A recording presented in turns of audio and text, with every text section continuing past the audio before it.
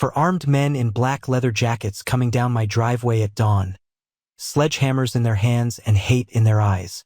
I stood on my family's land, shotgun raised, defending 3 generations of hard work against men sent by corrupt suits who'd never calloused their hands. But what these HOA criminals didn't know, this old Marine had already loaded a different kind of ammunition, one single letter that would obliterate their entire criminal empire without firing a shot. How? My name's James Harker, 43 years old, former Marine Force Recon, and this ranch you see around me is the only home I've ever truly known. 3 generations of Harkers have worked this land, starting with my grandfather who built it with his bare hands after coming back from Korea. He used to say, "A man who owns his land owns his freedom." Never understood how true that was until recently. I inherited these 15 acres when my father passed 2 years ago. It's not the biggest spread in Arizona, but it's paid for in sweat and memories. Raising quarter horses became my peace after 3 combat tours, something honest and real after seeing the worst of humanity. The land just outside Phoenix was rural when I was growing up, but the city's been creeping closer year by year. I first noticed something was off when neighbors started selling out. The Johnsons who'd been here 30 years, then Old Man Calloway. New construction sprouting up with fancy names like Saguaro Heights. Still, I paid it no mind until that certified letter arrived claiming my property had been annexed into their homeowners association. I damn near laughed, reading how my barn was an unauthorized structure, and my fence height violated community standards. The letter demanded I attend their next meeting to discuss compliance options, and enclosed a bill for $1,200 in past due association fees. I did what any reasonable man would do, marked it no such legal authority, and sent it back. Figured that was the end of it until a process server showed up a week later with another notice. I refused to accept it, watched him walk back to his car defeated. That small victory felt good, but I didn't know then it was just the opening shot in a war. Looking back, I should have recognized the strategy. This wasn't about neighborhood aesthetics. It was the first move in a sophisticated operation that had swallowed properties across 3 counties. But I was about to learn exactly what happens when corrupt men in suits underestimate a man with nothing left to lose but his father's legacy. 3 days after I rejected their papers, a gleaming black Mercedes rolled up my dusty driveway, looking as out of place as a penguin in the desert. The man who stepped out wore a tailored gray suit probably worth more than my monthly income, his shoes freshly polished, Italian leather that had never seen an honest day's work. "Mr. Harker," he extended his hand with practiced charm. "Theodore Wellington III, president of the Saguaro Heights Homeowners Association.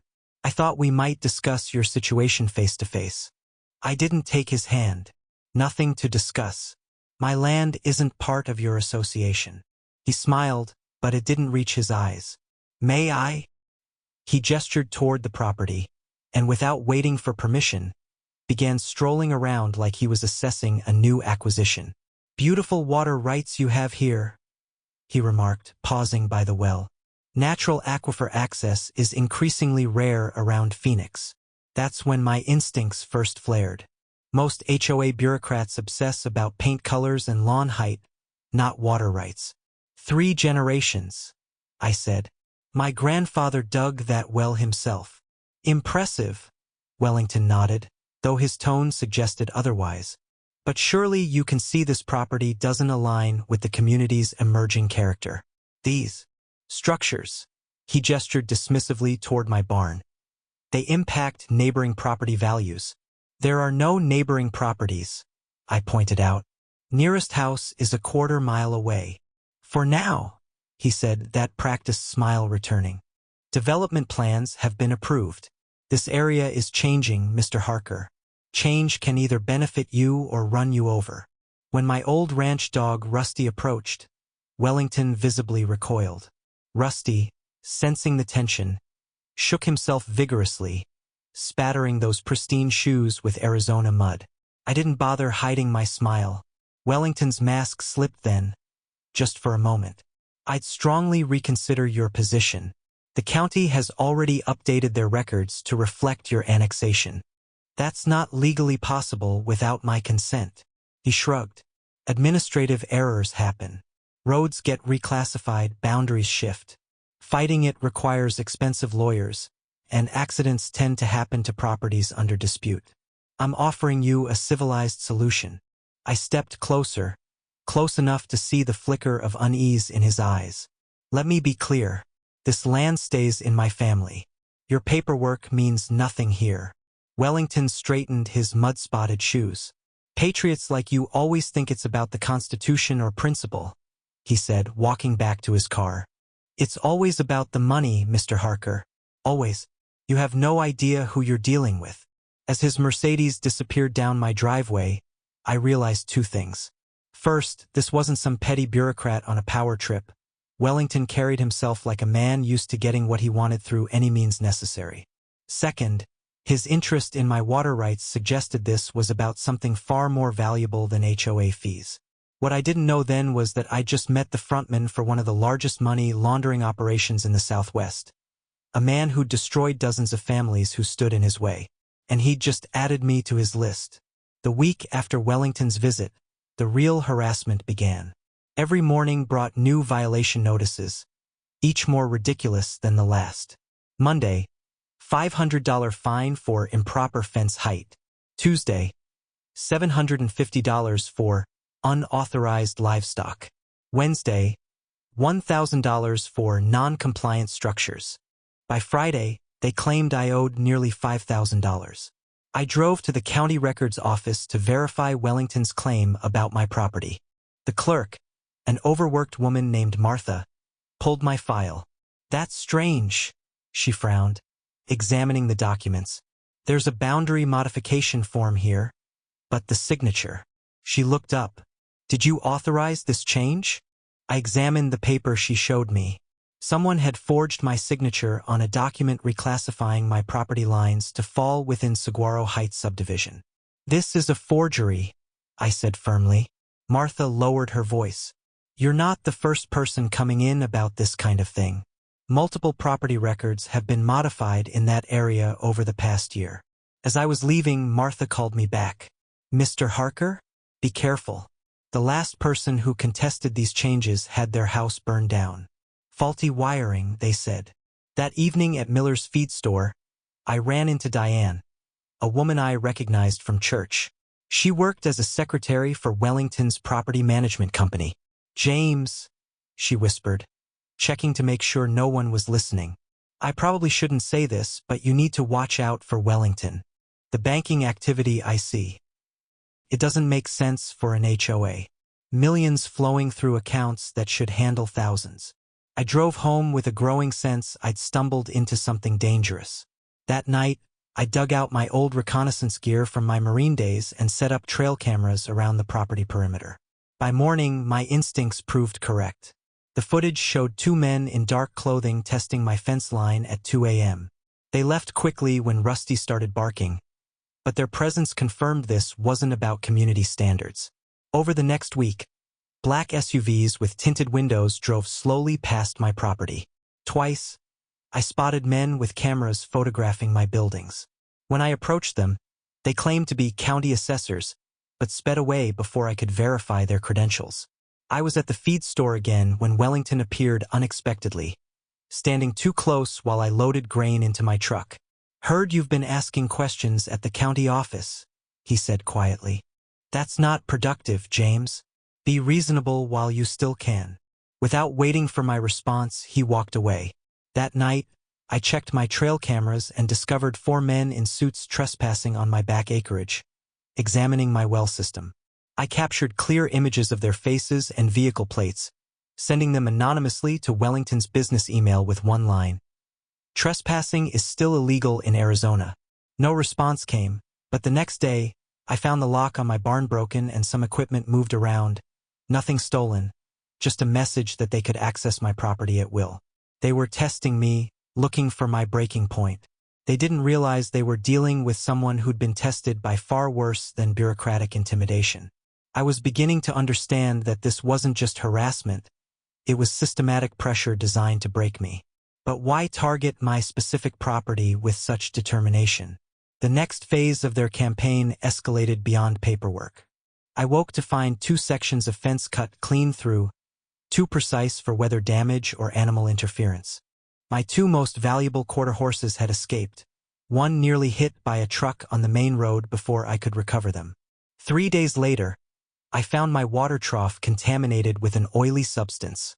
My veterinarian confirmed it was antifreeze, lethal to horses even in small amounts. Fortunately, my military medical training kicked in. I recognized the symptoms in my mare Sadie early enough to save her with activated charcoal and intensive care. Denying them that small victory cost me 3 sleepless nights, but seeing Sadie recover was worth it. The phone calls started next, always from blocked numbers, always late at night. Fire marshal found violations in structures like yours last month. Terrible tragedy when they burn. Shame about that fence. Coyotes are bad this season. Horses fetch good prices. When they're not injured. When I reported these incidents to local police, Chief Denton dismissed my concerns. Sounds like a civil matter between you and the HOA, he said without looking up from his desk. Breaking and entering, attempted animal poisoning, and threats are criminal matters, I countered. Without evidence linking these incidents to specific individuals, there's nothing we can do, he replied mechanically. Leaving the station, I noticed the chief's parking spot held a brand new Ford F-350 Platinum Edition, about $75,000 worth of truck on a $60,000 salary. Later research through public records revealed Denton had recently purchased a vacation cabin through a shell company connected to Wellington's business partner. The pattern became clear when I quietly reached out to others who had resisted the HOA. Every story followed the same trajectory. Escalating harassment, property damage dismissed as accidents, and eventually, capitulation. My neighbor Ed Wilson, a Vietnam veteran who'd owned his property for 40 years, suddenly sold to Wellington's development company after his grandson's car was vandalized twice in 1 week. Just take the money, James, Ed told me, his eyes fixed on the ground. Some fights you can't win. When I tried bringing my story to the local newspaper, the editor initially seemed interested but called the next day to decline the story. A colleague later confided that Wellington's companies had just signed an exclusive advertising contract with the paper. Every angle I pursued led to another dead end, another compromised official, another link in Wellington's network of influence. He'd spent years building a system where money and fear kept him protected, and I was just the latest obstacle in his path. By the 3-week mark, I'd installed additional security cameras, reinforced my fences, and started sleeping in shifts. What they didn't know was that I'd served in environments where threat assessment and strategic response meant survival. Each of their moves revealed more about their organization, their methods, and ultimately their vulnerabilities. I was documenting everything, building a comprehensive file on their operation while appearing to merely defend my property. They thought they were wearing me down. In reality, they were educating me about exactly how to destroy them. The confrontation came at dawn on a Tuesday. I was checking fence lines when I heard the rumble of motorcycles coming up my long driveway. 4 men in black leather jackets with dark Reaper MC patches across their backs, riding information. 1 carried chains wrapped around his fist, 2 had sledgehammers strapped to their bikes, and the 4th had a gas can. I recognized trouble immediately, having served with veterans who belonged to legitimate motorcycle clubs. These men's patches looked off, the proportions wrong, the stitching too new. These weren't actual Dark Reapers. I drove my truck across the driveway behind them, blocking their exit, then positioned myself by the barn with my shotgun. They hadn't noticed me yet, too busy surveying the property. Start with the barn, the leader instructed. Wellington wants this place uninhabitable by sundown. He's paying $5,000. 1 man immediately smashed out a barn window while another began pouring gasoline on a hay bale. That's far enough? I called out, chambering around loud enough for them to hear. They spun toward me, the leader reaching toward his waistband until he saw my shotgun trained steadily on him. This is private property, I said calmly, and you're trespassing. We're just delivering a message, the leader said, recovering his composure. Put down the gun, old man, before this gets ugly. Your patches say Dark Reaper MC, founded 1978, I replied. But the real Dark Reapers were founded in 1982. I served with their founder Mike Callahan in Afghanistan. Uncertainty flickered across their faces. I rolled up my sleeve to reveal my unit tattoo, the same one Mike and I got after a particularly brutal deployment. "You're wearing colors you didn't earn," I continued. "Real club members would take those patches off your backs with the skin still attached. So here's what happens next. You leave your phones, the gas can, and any evidence of who hired you, and I don't make a call to the actual Dark Reapers about some posers using their name." The leader tried maintaining his tough facade, but I could see the calculation in his eyes. "We've got a client, Wellington." I interrupted. "I heard you. $5,000 to make my place uninhabitable." They exchanged glances, realizing I'd overheard their entire plan. "Here's your choice," I continued. "Phones and evidence here now. Then you leave and this stays between us. Otherwise, I've got you on camera for attempted arson, and I make that call to Mike. He's about 40 minutes from here these days." It took less than 5 minutes for them to comply. Their phones contained text messages with detailed instructions from Wellington's associate, including property maps marking which structures to target first and confirmation of payment. Most critically, one phone had recorded a voice message from Wellington himself. "Make sure there's nothing left worth rebuilding. I want that land cleared." As they rode away, looking considerably less intimidating, I allowed myself a grim smile. Wellington had just made his first critical mistake, creating explicit evidence of criminal intent that no amount of political connections could explain away. I now had proof connecting him directly to attempted destruction of my property. But rather than rushing to the compromised local authorities, I recognized this evidence was most valuable as part of a larger strategy. Wellington had shown me his desperation. Now I needed to understand exactly why my land was worth such risk. With hard evidence in hand, I activated a network I hadn't called upon in years. Fellow Marines now scattered throughout government and law enforcement. Men who still lived by "never leave a brother behind." My first call was to Jake Mercer, Force Recon teammate now working for the Treasury Department's Financial Crimes Unit. "James Harker," he answered, genuine warmth in his voice. "Still breaking hearts and taking names? Need your eyes on something unofficial, Jake. Man named Theodore Wellington III. Runs Saguaro Heights Property Management handling 12 HOAs across Arizona. Something's not right." Jake didn't ask questions. 2 days later, my secure email received a message. "Call from landline. Urgent." "Wellington's on our radar," Jake said when I called. His HOAs collect roughly $8 million annually in legitimate fees, but his companies process over $120 million.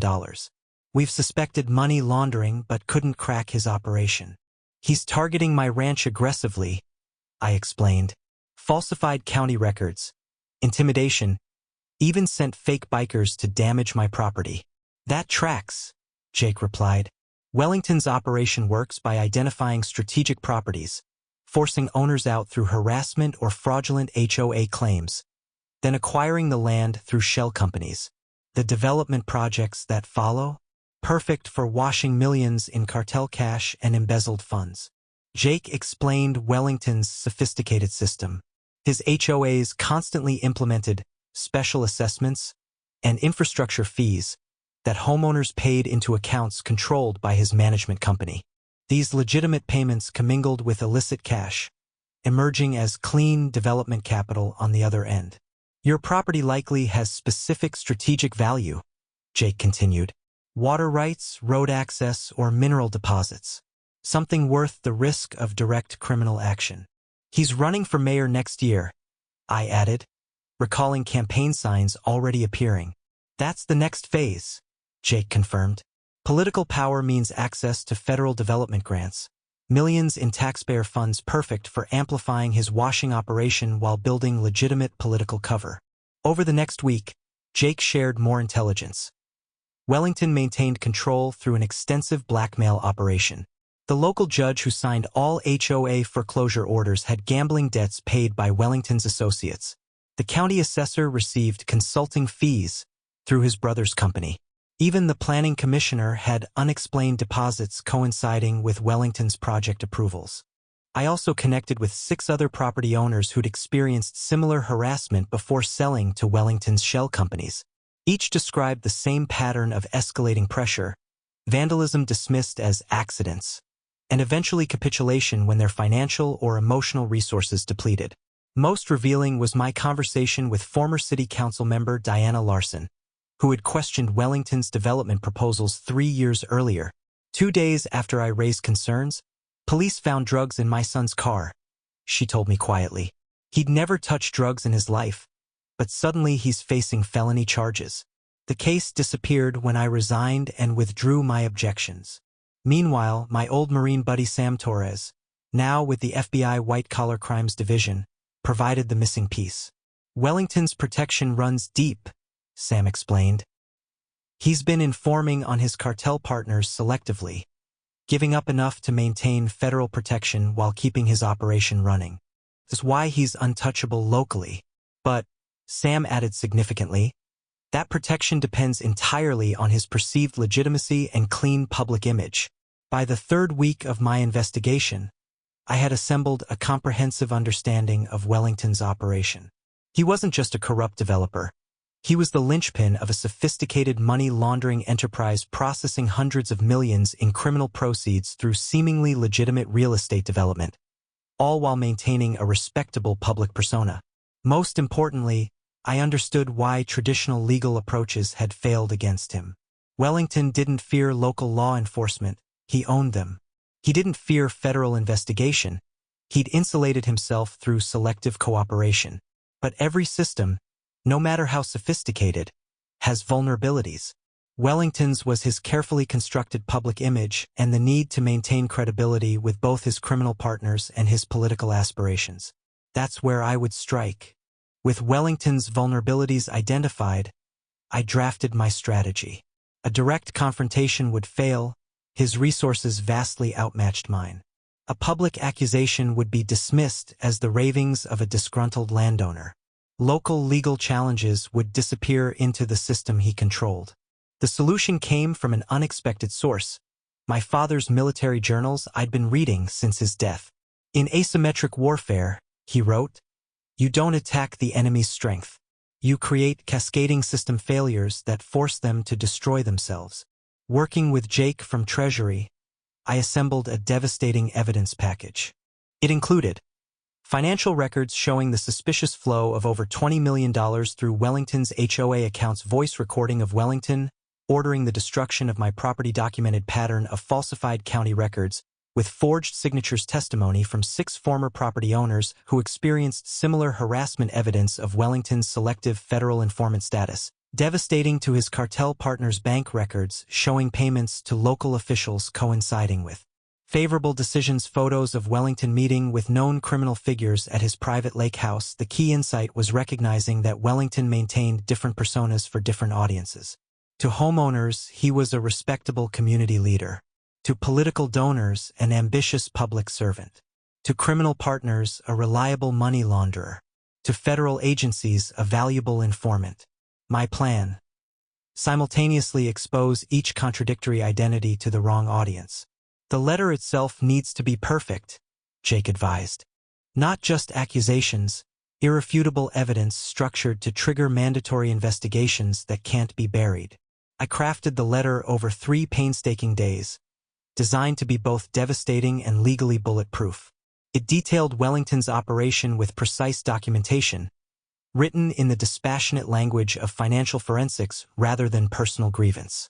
The crucial element was Wellington's fatal mistake, using attorney-client privilege to hide criminal communications. My letter included enough evidence of crime-fraud exception to guarantee those protections would collapse under scrutiny.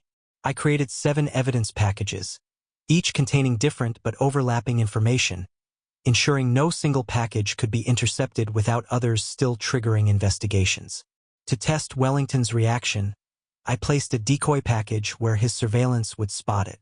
That night, my cameras recorded one of Wellington's security men stealing it from my mailbox.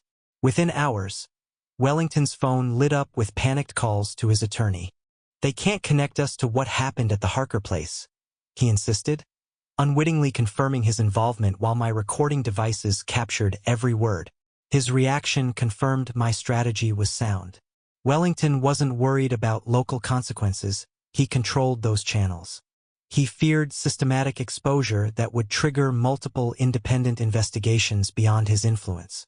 By leveraging the same surveillance techniques Wellington used against others, I'd gained critical insight into his psychology. He wasn't afraid of me, he was afraid of exposure to his various constituencies.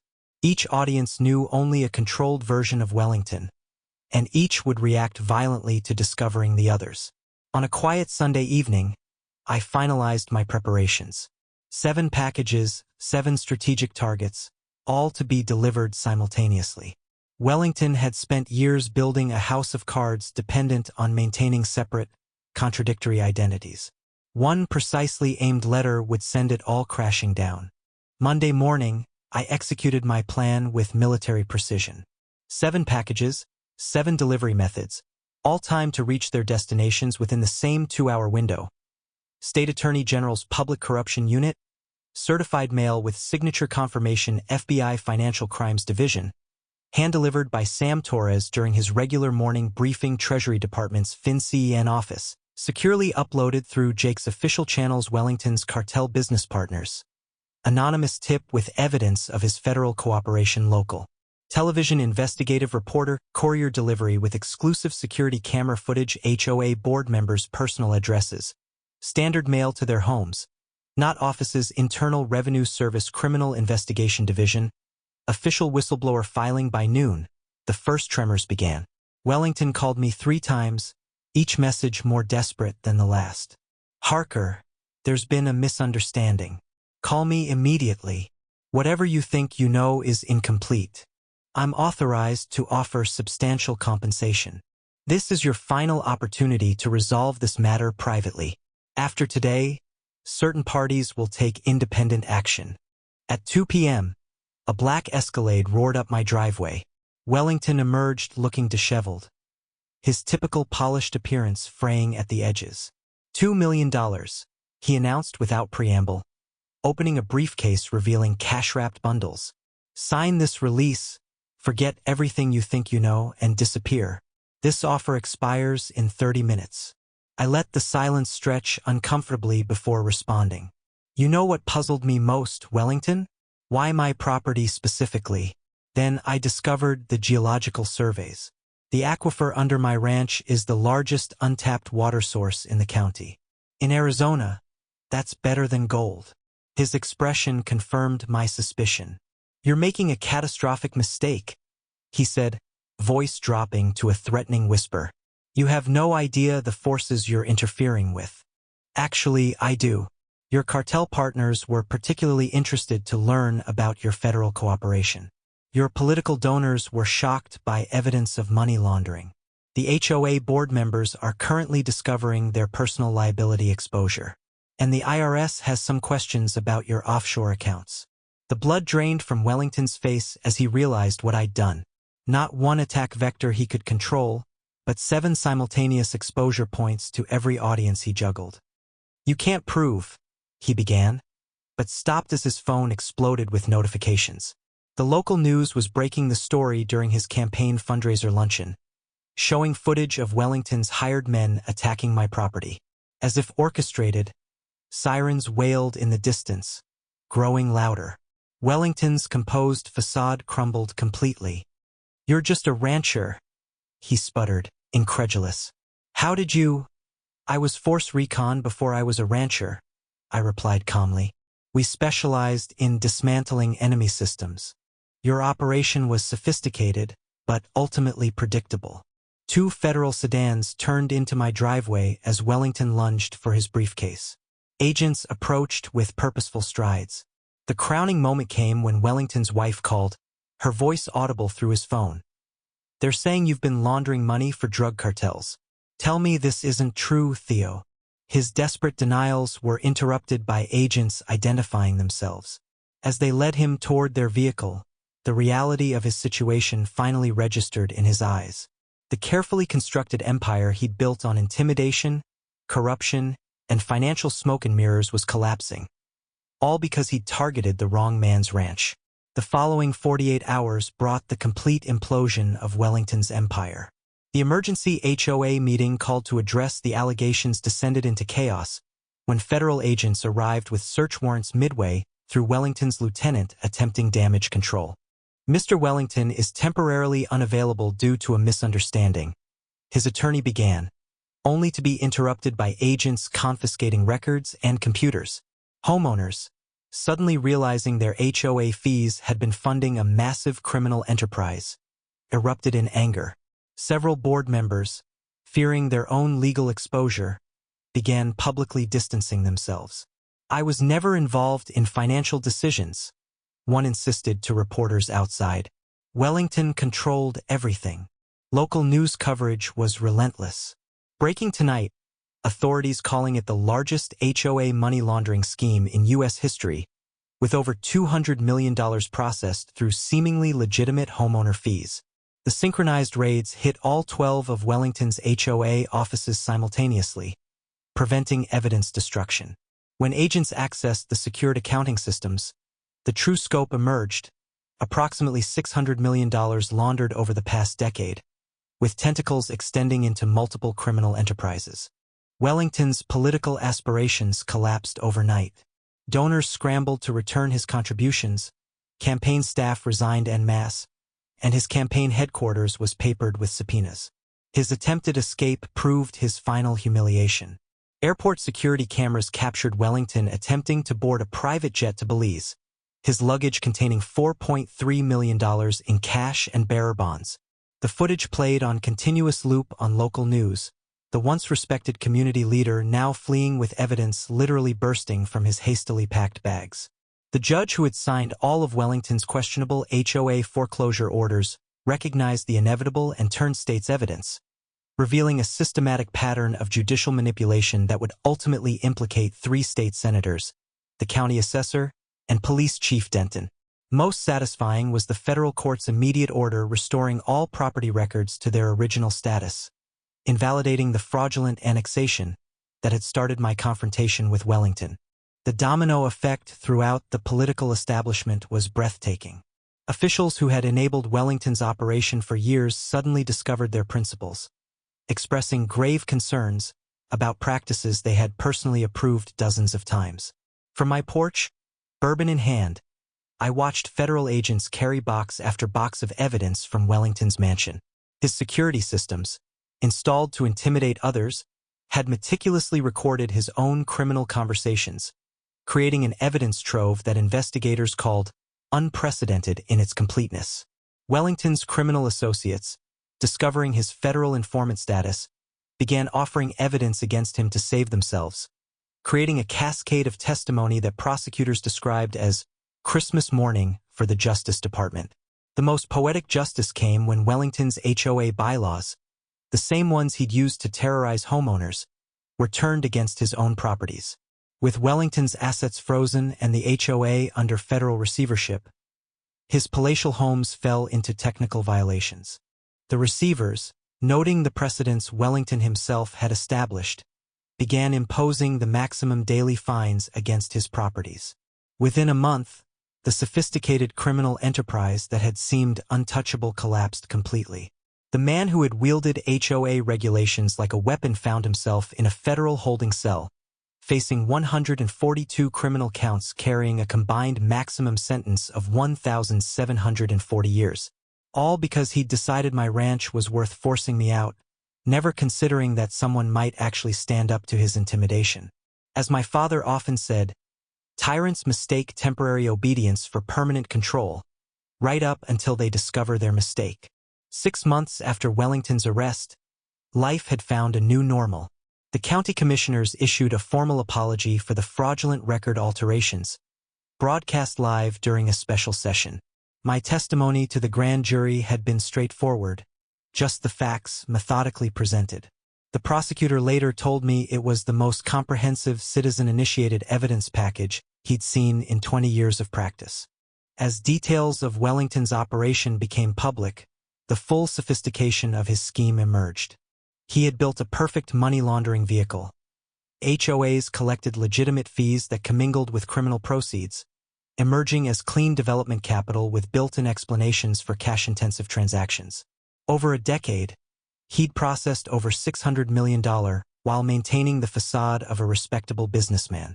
The neighborhood around my ranch transformed too. Without Wellington's pressure, a voluntary community alliance formed, focused on actual needs like road maintenance and fire prevention rather than control and extraction. True to their word, the Real Dark Reapers MC organized a benefit ride for rural property rights. 200 riders thundering up my driveway led by my old comrade Mike. The event raised $50,000 for a legal defense fund for HOA victims nationwide. Neighbors who had sold under pressure began stopping by, sharing stories of intimidation now that fear of retribution was gone. Each conversation revealed another facet of Wellington's operation and confirmed that standing firm had been the right choice, despite the risks. Perhaps the most satisfying moment came watching Wellington in an orange jumpsuit during a preliminary hearing.